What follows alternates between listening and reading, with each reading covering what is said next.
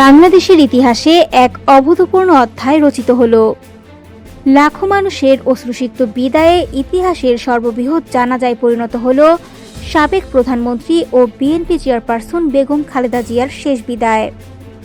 গুগলের বিভিন্ন হিসাব অনুযায়ী 2025 সালে অনুষ্ঠিত বেগম খালেদা জিয়ার জানাজায় অংশ নেন প্রায় 24 লাখ মানুষ, যা শুধু বাংলাদেশের নয়, বিশ্বে কোনো মুসলিম নারীর জন্য অনুষ্ঠিত সবচেয়ে বড় জানাজা হিসেবে বিবেচিত হচ্ছে।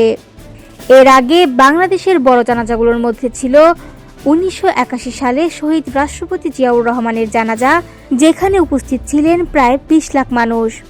2025 সালে ওসমান হাদির জানাজায় ছিলেন প্রায় 8 লাখ।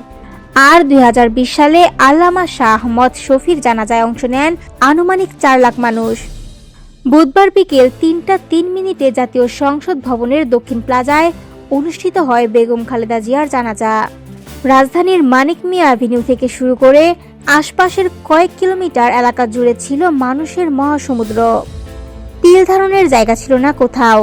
জানাজায় অংশ নেন প্রধান উপদেষ্টা ডক্টর মোহাম্মদ ইউনূস, উপদেষ্টা পরিষদের সদস্যরা, 3 বাহিনীর প্রধান, বিএনপি মহাসচিব মির্জা ফখরুল ইসলাম আলমগীর সহ রাজনৈতিক নেতৃবৃন্দ, বিদেশি কূটনৈতিক এবং লাখো নেতাকর্মী। বায়তুল মোকাররমের খতিব জানাজায় ইমামতি করেন। লাল সবুজের জাতীয় পতাকায় মোড়ানো কফিনটি সকাল 11:30টার পর সংসদ ভবন এলাকায় পৌঁছায়। এর আগে এভারকেয়ার হাসপাতাল থেকে গুলশানের বাসভবনে নেওয়া হলে সেখানে কফিনের পাশে বসে কোরআন তেলাওয়াত করেন তারেক রহমান। জানাজায় অংশ নেওয়া মানুষের কণ্ঠে ছিল একটাই কথা, গণতন্ত্র ও মানুষের অধিকার আদায়ে আপোষহীন সংগ্রামের জন্য ইতিহাস তাকে মনে রাখবে।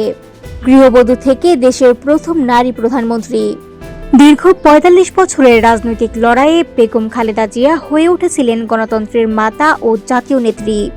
শেষ পর্যন্ত রাষ্ট্রীয় মর্যাদায় তাকে দাফন করা হয় শহীদ রাষ্ট্রপতি জিয়াউর রহমানের কবরের পাশে।